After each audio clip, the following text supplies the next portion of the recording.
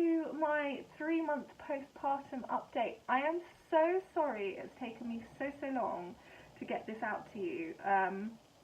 Basically, I have been, as you can see from the title, through the wars, kind of.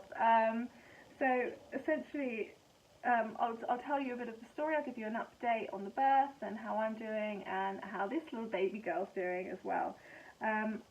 So to start off with the birth, what happened was I had a planned C-section because she was transverse breech and I had fibroids, one which was way over 10 centimetres that was on my cervix.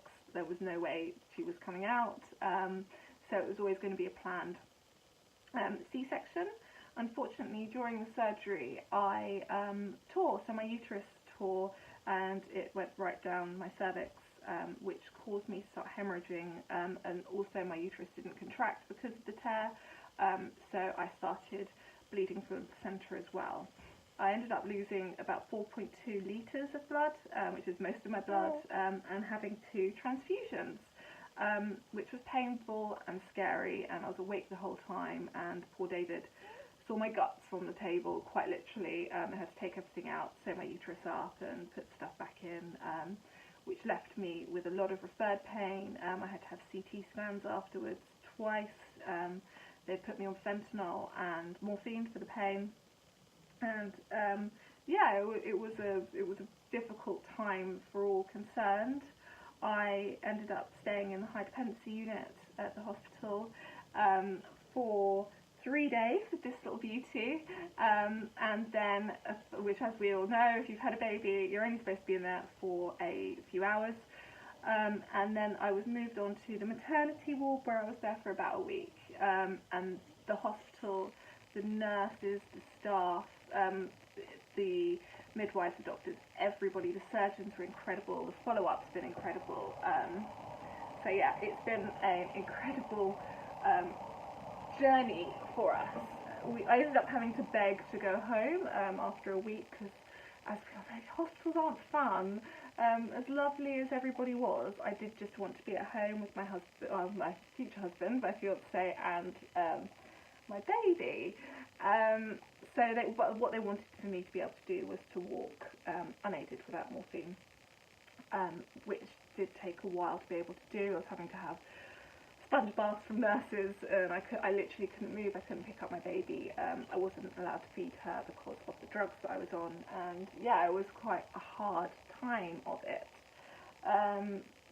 So we did get home, and I wasn't able to walk. I wasn't able to carry her, and luckily David had 3 weeks off. But as we saw the end of that fast approaching, we are in a lucky enough position where we were able to get a night nurse because I wasn't able to look after her on my own. So the night nurse came along, which afforded me the opportunity to have some sleep, which was much well received. I was breastfeeding. I breastfed for a couple of months, just that ended up being combinations, so she was exclusively breastfed when she was allowed to be. Obviously originally I was on too much drugs, so I was allowed to be, but she was exclusively breastfed. And then after a couple of months, we went on to combination feeding. The reason for that being was I just wasn't healing. It was taking too long to heal. I was in too much pain. So we went on to combination, which has really worked for us. I know some babies don't take kindly to it. For us, Effie, from the very beginning, took a bottle because she had to in hospital. So yes, sorry, I haven't mentioned her name. This is Seraphina Willow.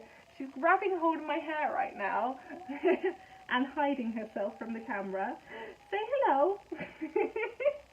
Okay, this is Seraphina Willow, Willow being the middle name.